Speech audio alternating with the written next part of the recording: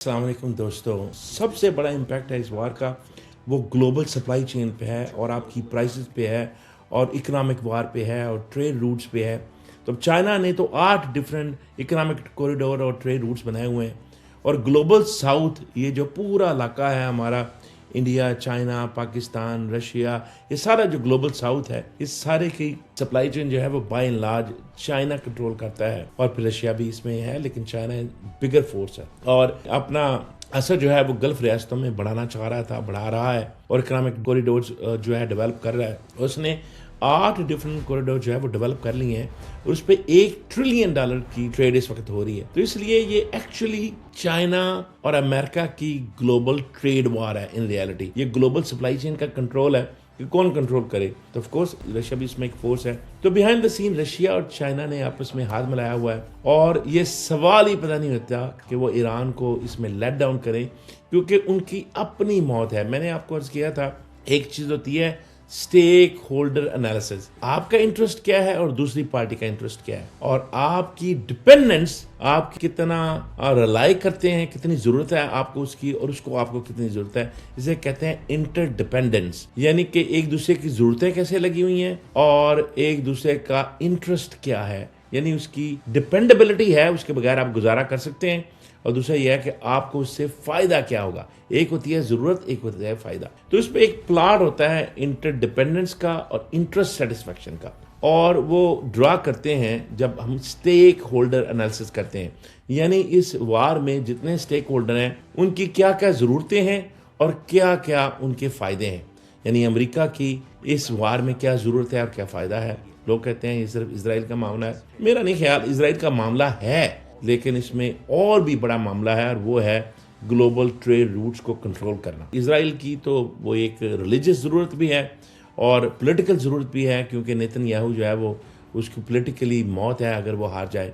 और फिर सबसे बड़ी बात यह है कि इसराइल पूरा ख्वाब है पूरे मिडल ईस्ट को कंट्रोल करने का। रशिया चाहता है मेरा ऑयल बिके, मेरा ऑयल महंगा बिके, मेरी रसाई हो, मैं बिल्कुल आइसोलेट ना हो जाऊं। इसी तरह चाइना जो है वो दुनिया की सबसे बड़ी इकॉनमी बनना चाहता है और वो बिल्कुल उसके दाने पे खड़ा है, वो बन सकता है। तो अब बात ये है कि ये जो स्टेट ऑफ हार्मुज को और खार्ग आइलैंड को कंट्रोल करने का मामला है, वो है ये कि अगर ये कंट्रोल हो जाए तो हमारी ग्लोबल सप्लाई चेन कंट्रोल में आ जाएगी। तो अब लोग कहते हैं कि जी वो न्यूक्स पे हमला कर देंगे अमेरिका और वो फिर तहबाला कर देंगे वो सारा कुछ। तो हकीकत में ये है कि अगर इतना आसान होता तो आप तक हो चुका होता। उसकी वजह यह है कि लोगों को शायद पता नहीं है कि ईरान की वार टैक्टिक्स को डेवलप करने की, यानी नए नए तरीके जंग के डेवलप करने की ईरान की ये हिस्ट्री है। आपको पता है जब सलमान फारसी रज़ी अल्लाह तआला अन्हु आए थे रसूल अकरम के पास, और वो जब जंग खंदक हुई थी तो पूरी अरब की सारी फौजें मिलके एक कन्फेडरेट आर्मी, एक गज़वा हज़ाब हुआ था। हज़ाब का मतलब यही होता है कन्फेडरेशन, जिसमें झुंड के झुंड हो। और रसूल सल्लल्लाहु अलैहि वसल्लम को उन्होंने अकेला करने की कोशिश की और कोशिश की कि हम इनको तहबाला कर देंगे और हमारे ऊपर इल्ज़ाम भी नहीं आएगा क्योंकि हम सारे अरब इकट्ठे हैं। तो इस वक्त तो अमेरिका एक्चुअली बड़ा ही लोनली है। पहले तो नेटो और यूरोप इकट्ठा होता था, अब तो ऐसा है ही नहीं। लेकिन वो भी एक सेपरेट बात हो रही है ईरान की। तो ईरान जो है उसकी क्या इसमें खास बात है, वो ये है कि ईरान के अपने ही वार टैक्टिक्स होते हैं, उनकी हिस्ट्री है। और एक जो बेहतरीन उनका वार टैक्टिक है वो है ट्रेंचेस, टनल्स। देखें क्या हुआ था ग़ज़वा खंदक में कि सलमान फारसी रज़ी अल्लाह तआला अन्हु की तजवीज़ पे उन्होंने ट्रेंच खोदी थी, 3 मील लंबी, 3 गज चौड़ी, 3 गज डीप, ताकि वो पेनिट्रेट ना कर सके दुश्मन की आर्मी। तो यही हुआ कि वो पेनिट्रेट ना कर सके और फिर अल्लाह ने हवाएं चलाई और अल्लाह ताला ने उनको बिल्कुल निस्तो नाबूद कर दिया। तो अब बात यह है कि ये जो है वार, उसमें सबसे बड़ी इंपॉर्टेंट ये है कि स्टेट ऑफ हार्मुज किसके कंट्रोल में जाएगी। तो स्टेट ऑफ हार्मुज से लेके खार्ग आइलैंड, यानी कांटों का जो आइलैंड है, यानी बिल्कुल ये फजूल सा आइलैंड होता था, तो कहते हैं कांटेदार आइलैंड, खार्ग आइलैंड। खार्ग फारसी में कांटों वाली झाड़ियों को कहते हैं। तो ये पूरी कोस्ट लाइन है। तो ये कोस्ट लाइन को अगर आप देखें तो बात यह है कि ईरान ने इस पूरी कोस्ट लाइन पे और स्टेट ऑफ हार्मुज को प्रोटेक्ट करने के लिए जो उन्होंने रसूल अकरम को मशवरा दिया था सलमान फारसी ने कि हम ट्रेंचेस खोदते हैं, तो उन्होंने ये टनल्स बनाए हुए हैं, ट्रेंच खोद के टनल बना दिए। और उन टनल में वो बेडू 3 जो उनका सैटेलाइट सिस्टम है चाइना का, वो लगा हुआ है और साथ उनके पास मिजेट सबमरीन्स हैं और मिसाइल्स हैं और वो इतना ज़्यादा उन्होंने बग किया हुआ है कि सवाल ही पैदा नहीं होता कि कोई इसको अबूर करने की कोशिश करे। अगर वो करेगा तो डू और डाई है सबके लिए। तो ये वो चीज़ें हैं जिस वजह से कोई आर्मी उस तरफ मुंह करने का सोचती नहीं है, उनको पता है। और इसके साथ ही साथ चाइना का जो बेडू सिस्टम है ओवर पावर कर रहा है अमेरिका के जीपीएस सिस्टम को। ईरानियों के जो मिसाइल हैं वो बेतहा सस्ते हैं, यानी वो $20,000 का मिसाइल है एज कम्पेयर टू 3 से पता नहीं $20 मिलियन तक का वो टामाहॉक मिसाइल है। और फिर टामाहॉक जो है उसके कई प्रोजेक्ट चाइना से आते हैं, और जबकि ईरान जो है वो इंडिजिनसली यानी अपने ही अंदर जो है ना खुद ईरान ने ये टेक्नोलॉजी डेवलप की है। और ईरान जो है छोटे मिसाइल की टेक्नोलॉजी में और ड्रोन्स की टेक्नोलॉजी में बहुत आगे निकल चुका है। इवन रशिया ने भी ईरान की टेक्नोलॉजी इस्तेमाल की। तो अब देखें वो कितने आगे, उनको पता था, वो 40 साल से इस वार का इंतजार कर रहे थे और इसको प्लान कर रहे थे। और कितनी जबरदस्त किस्म की लेयर्स उन्होंने अपनी गवर्नमेंट्स की बनाई हुई हैं, 3-3-4, और आर्मी की भी, और इसी तरह की लेयर्स हैं। तो इसलिए 1-2 बंदों को शहीद करने से ये बड़ा जुल्म है जो अली लारजानी को उन्होंने शहीद कर दिया। वो बहुत इंटेलेक्चुअल आदमी था और एक बड़ा अच्छा कोऑर्डिनेटर और मीडिएटर और पढ़ा लिखा आदमी था, और वो यूरोप के हक में रहता है इस तरह के लोगों को रहने देना। अनफॉर्चुनेटली ये अपनी खुद ही डिग कर रहे हैं। तो असल में अनफॉर्चुनेटली मैं तो इसको बहुत बड़ा अमेरिका का डिक्लाइन देख रहा हूँ। ये बड़े अफसोस की बात है कि ये ट्रंप ने अमेरिका को 1-2 साल नहीं, पूरी दिहाई ऑलमोस्ट पीछे कर दिया है। और अगर चाइना इसी स्पीड से जाता रहा, और अब चाइना की डोमिनेंस अगर ग्लोबल सप्लाई चेन जो उसकी डोमिनेंस है ग्लोबल साउथ में, ये कायम नहीं रहेगी बल्कि बढ़ जाएगी। अगर ये बढ़ गई तो फिर गल्फ कंट्री जो अपनी प्रोटेक्शन के लिए अमेरिका की तरफ तो नहीं देखेंगे, अपनी प्रोडक्शन के लिए अमेरिका की तरफ नहीं देखेंगे। प्रोटेक्शन और प्रोडक्शन दोनों ही चाइना की तरफ देखेंगे। और युआन की में वो पेट्रो डॉलर की डोमिनेंस भी अगर खत्म हो जाती है तो ये बहुत बड़ा धचका होगा, बहुत बड़ा धचका होगा। तो इसलिए बॉटम लाइन ये है कि ये प्राइसेस जो है और ऊपर जाएंगी, और ग्लोबल सप्लाई चेन क्राइसिस है, प्राइसेस का, लॉजिस्टिक का, डिलीवरी का, ये थोड़ा बढ़ेगा, ये कम नहीं होगा। लेकिन फिर जब से सेटल हो जाएगा तो फिर कम होके इसको बैलेंस हो जाएगा। लेकिन इस सारे किस्से में अब ट्रंप ने अपनी जान छुड़ानी है, तो यह साफ ज़ाहिर है कि वो चाइना की तरफ, कभी जापान की तरफ, कभी रशिया की तरफ। अब देखें अल्लाह की शान, जिन लोगों से मुकाबला है उन्हीं की तरफ देख रहा है। और फिर इतनी बड़ी बेवकूफ़ी की बात कि जी हमें तो पता ही नहीं था, ईरान ने हमें शॉक कर दिया कि उसने गल्फ कंट्रीज़ पे हमला कर दिया, हमें तो ये नहीं पता था। यार क्या आप कोई भंग पी हुई है आपने, कोई क्या किया हुआ है आपने? एक बच्चे को भी पता था, बस साफ कह रहे थे कि अगर हमारे ऊपर हमला हुआ तो हम आपके एसेट्स पे हमला करेंगे। तो आपके एसेट्स किधर हैं? गल्फ कंट्रीज़ में ही हैं। तो वो क्या, ये तो कोई बड़ी बचकाना बात है।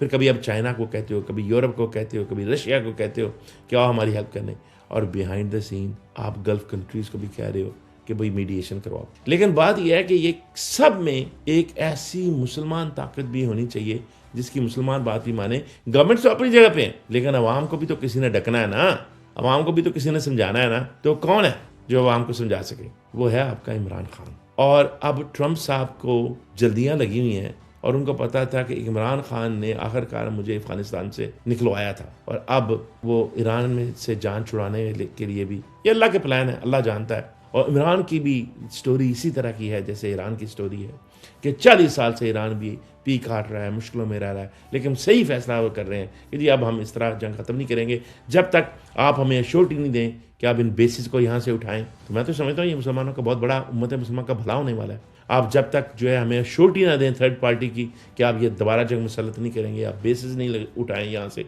और आप जो है वो हमारी ट्रेड जो है वो फ्री करने दें। तो ये 3 बड़े जेन्युइन से मुतालबे हैं, और मुझे लगता है कि ईरान के ये मुतालबे इनडायरेक्टली कबूल हो जाएंगे, और उसके लिए कुछ गवर्नमेंट्स होंगी दरमियान में, और साथ ही फिर अवाम को सेटिस्फाई करने के लिए ईरान की भी, और अब तो सऊदी अरब की भी, और इवन ट्रंप की भी, चाइना की भी, रशिया की भी यही डिमांड होगी कि खान को निकालो। और क्यों होगी ये मैं क्विकली आप देता हूँ, क्योंकि MBS बहुत फ्यूरियस था खान से, लेकिन अब उसको पता है कि अगर उसने ना करनी है और अपनी प्रोटेक्शन कहीं और से ढूंढनी है अमेरिका के बजाय, तो किसी में तो होना चाहिए ना बंदा जो तप्पड़ हो और उसके सर पर रखी जाए। तो कौन है जिसमें तप्पड़ है और जो एब्सोल्युटली नॉट कह सकता है? वह खान। अच्छा, उर्दवान को पता है कि एप्स्टीन में उसका भी नाम लिया था और अगला नंबर उसका है, और इजराइल भी खुल्लम खुल्ला कह रहा है कि अगला नंबर उसका है।